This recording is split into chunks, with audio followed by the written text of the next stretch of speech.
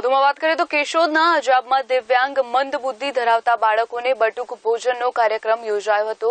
કેશોદના અજાબમાં રહેતા કલ્પેશભાઈ વાડિયા દ્વારા દિવ્યાંગ અને મંદબુદ્ધિના બાળકો માટે બટુક ભોજનનો કાર્યક્રમ કરવામાં આવ્યો હતો। કેશોદના અજાબમાં રહેતા કલ્પેશભાઈ વાડિયા દ્વારા દિવ્યાંગ મંદબુદ્ધિ ધરાવતા બાળકોને બટુક ભોજનનો કાર્યક્રમ યોજવામાં આવ્યો, જેમાં Shriji education and charitable trust Mendarna સંચાલિત અતિ ગંભીર વિકલાંગો માટેની સંસ્થામાં રહેતા દ્રષ્ટિ ધરાવતી વ્યક્તિ, મંદબુદ્ધિ ધરાવતી વ્યક્તિ, માનસિક બીમારી ધરાવતી વ્યક્તિ, શારીરિક વિકલાંગ ધરાવતી વ્યક્તિની સંસ્થામાં રહેતા તમામને અજાબના કલ્પેશભાઈ વાડિયાએ તેમના ઘરે ભોજન કરાવ્યું હતું અને આવા વ્યક્તિઓને જીવવાની હૂંફ પ્રાપ્ત થાય અને સમાજમાં ઉન્નત મસ્તક રાખી પોતાનું જીવન જીવી શકે તેવું બળ પૂરું પાડવાના હેતુથી ભોજનનો કાર્યક્રમ રાખવામાં આવ્યો હતો।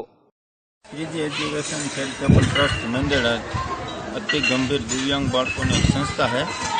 આજે અજાબ ગામમાં કલ્પેશભાઈએ એમના ઘરે બોલાવી અને 21 જેટલા દિવ્યાંગ બાળકોને ભોજન કરાવ્યું છે અને મેંદરણામાં આ સંસ્થામાં અતિ ગંભીર વિકલાંગ બાળકો 21 જેટલા આશ્રય રહી રહ્યા છે અને અંદાજે વર્ષ દિવસથી આ સંસ્થા મેંદરણામાં કાર્યરત છે અને આ કલ્પેશભાઈનો અમારી સંસ્થા વતી હું જોશી કૌશિક અને ઉપપ્રમુખ ડૉક્ટર ભવન વ્યાસ આભાર માનીએ છીએ।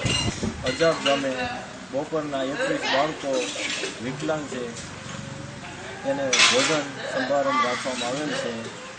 તે બદલ કૌશિકભાઈ જોશીને ખૂબ ખૂબ ધન્યવાદ। આ સરિતા બાપુ છે મારા મિત્ર, એની પાસેથી મને આ બધી પ્રેરણા, એના ઘરે એક વખત આ પ્રોગ્રામ રાખેલો હતો અને મેં એના ઘરે ગયા હતા, ત્યાંથી આ બધું જાણવા મળ્યું છે।